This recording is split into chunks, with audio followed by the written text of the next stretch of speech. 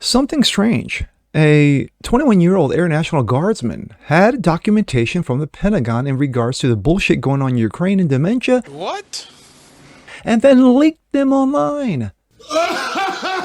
Question is, how? Strange. I'm Jazz Borganzo, and this is What's Next.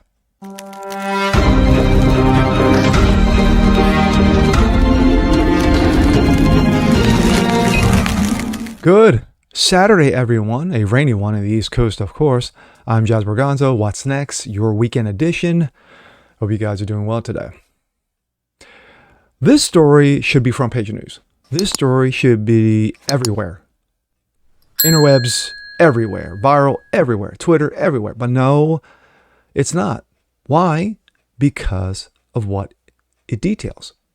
And also because of all the transanity that has been non-stop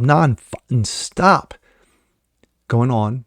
Even James O'Keefe confronted Dylan Mulvaney in regards to all the transanity. But I digress. A 21-year-old National Guardsman had in his possession, Pentagon documentation regarding the shit going on in Ukraine, the proxy war propped up by the U.S. going on in Ukraine, and then leaked them online. Question is, how did he get them? And are they legit? Let's take a look. This comes out of Breitbart. Everything you need to know about the alleged Pentagon leaks. The FBI arrested alleged Pentagon leaker Jack Douglas Teixeira on Thursday, closing the first chapter of an ongoing story that still has many questions to answer, including whether the classified documents Teixeira posted online are accurate or not, and how he came to possess them. Here are the facts of it as we know it on Friday. Who's the leaker? The suspect in custody is Jack Douglas Teixeira, a 21-year-old resident of North Dayton, Massachusetts. Attorney General Merrick Garland said on Thursday he was detained in part of an investigation into alleged unauthorized removal, retention, and transmission of classified national defense information. Gee, kind of like the information that Dementia Joe had. But anyway, FBI agents arrested Teixeira without incident at his mother's home. The FBI said its agents were heavily armed because they had reason to believe that Teixeira owned multiple weapons. Yes, he's 21 years old. He's Air National Guardsman. He's trained to shoot. Why would he not have firearms? Okay. Since late last week, the FBI has aggressively pursued investigative leads, and the arrest today exemplifies our continued commitment to identifying, pursuing, holding accountable those who betray our country's trust and put our national security at risk, the FBI said after the arrest, but yet Joe Dementia is still in the White House. Teixeira is an airman first class in Massachusetts Air National Guard, assigned to the 102nd Intelligence Wing of the Otis National Guards Base, which is located Joint Base Cape Cod, eastern Massachusetts, town of Bourne, about 50 miles where the Teixeira family lives. His stepfather is retired after serving in the same unit. According to the BBC, yeah, so you can say they're legit. Teixeira enlisted in 2019 and currently holds a position of Cyber Transport Systems Journeyman, which means he works on the Air Force Global Communications Network. He was active duty at the time, allegedly exposed classified material, and may be punished for more harshly as a result. He will probably face at least 10 years in prison. Teixeira would have needed to pass a background check to get the job, since it involves accessing classified information. Although most observers in the case are puzzled about how Teixeira managed to obtain this documentation of Ukraine, they were classified at such a high level. The UK Daily Mail on Friday quoted a sworn statement from the FBI agent that said Teixeira had a top secret security clearance since 21, and that he also maintained sensitive compartment access to other highly classified programs. What did he allegedly do? According to friends interviewed by the Washington Post, Teixeira created a Thug Shaker Central under the username OG. One of several accounts he maintained to discuss his interest in guns, Catholicism, libertarian politics, and games. He was no right-winger, but then again, did he actually do anything wrong? As with many people, his outspoken persona online was reportedly very different from the modest way he conducted himself as a person. That happens a lot.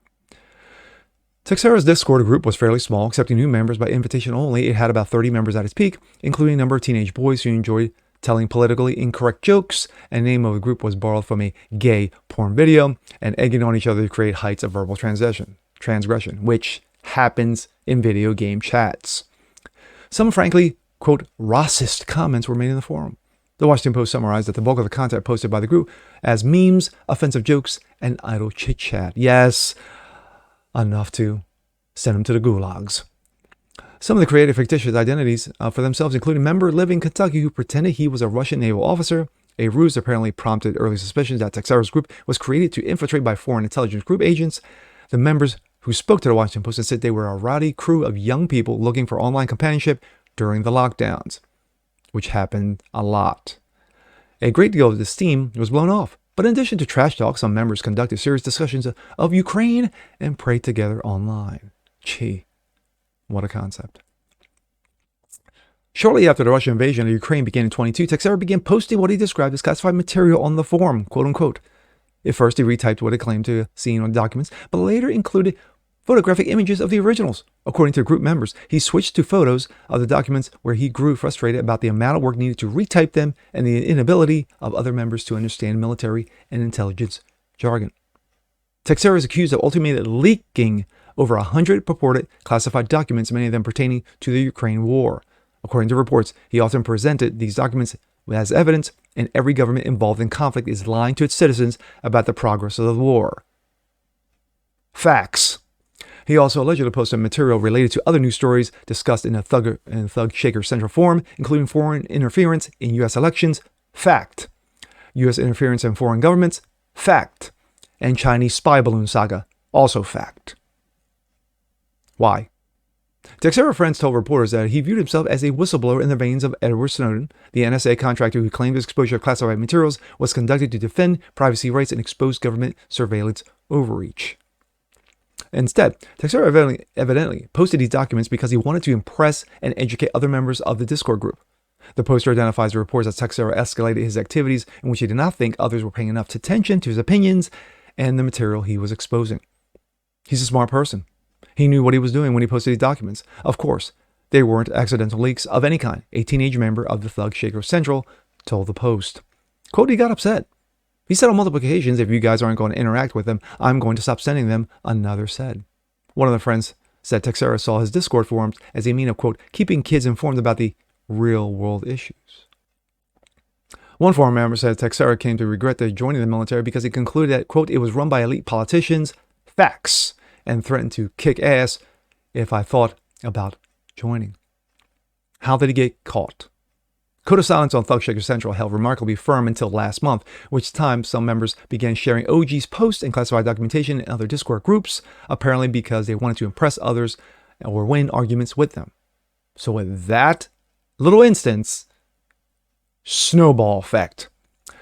Some of Texeira's docs were also posted on notorious rambunctious 4chan. Of course, 4chan is notorious, and one posted an employee classified document to win a petty argument with a message. Source this DICK, at least my piece of paper is more credible than hearsay. And let me just go down. How did he get so much sensitive information? This is perhaps the biggest lingering question of Texeira's story. If the documents are not all fake, how did a young, low-ranking member of the Air National Guard get access? Bellingcat noted that Texeira began sharing images of classified material. They appeared photos of hard copy documents, not scans or computer-generated images. Some of the photos appear to have been digitally manipulated when they were passed along by others, especially on the Russians on Telegram. It was not clear if any original copies posted by Texeira are manipulations or fakes. Because if they were fakes, why would the FBI come crashing down on him? We entrust our members with a lot of responsibility at a very early age. Think about the young combat platoon sergeant and responsibility to trust we put on those individuals to lead troops into combat. General Patrick Ryder said, Brigadier General. National security is our foremost priority. If any attempt to undermine and compromise our values and degrades trust among our members, the public, allies, and partners, said the National Guard. Well, they're somewhere in the web, and where exactly who and access to the point we don't know. We simply don't know at this point, Austin said. And that was one Lloyd, Secretary of Defense, clown boy himself, one of the fools and the buffoon of the dementia administration, Lloyd Austin. The New York Times article observed that even more classified documents are being discovered online by media outlets while Austin was speaking. According to the Times, Joint Chief Staff acted last Friday to implement procedures to limit distribution of highly sensitive briefing documents and restrict attendance at meetings where briefing books containing paper copies of the documents were available. My thoughts quickly. Very interesting. Very interesting. Snowden, who was on the bottom of the totem pole, ended up getting sensitive documentation, secretive documentation, and leaked it.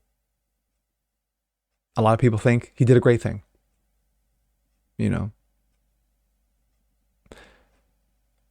With Texera, and I mean, let me not forget Julian Assange. You want to talk about a guy who actually did a lot of good by leaking this stuff. A lot of people thought that it would put the nation at risk, but it didn't, especially when he exposed Hillary Clinton for the ass clown that she is. And of course, she still blames Trump for the loss and not actual real documentation, facts that were thrown out there, receipts. So this guy Texera had receipts on him. Now, of course, he put it on a Discord. And of course, his friends were like, ha ha ha, funny, funny, funny. You know, he was putting them out there. And a lot of people thought, well, you know, it's just bullshit, it's fake.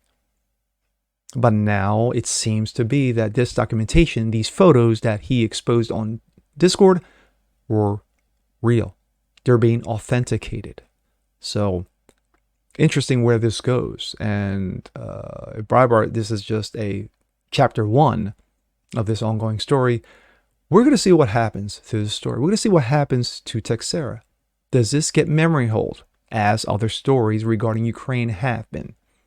If it wasn't for those like Rebel Media and other smaller independent media groups exposing the garbage, especially when it comes to the World Economic Forum and the proxy war in Ukraine, and now we have Texera exposing documentation in regards to the bullshit, the ongoing bullshit that's going on, and of course, Dementia Joe's involvement.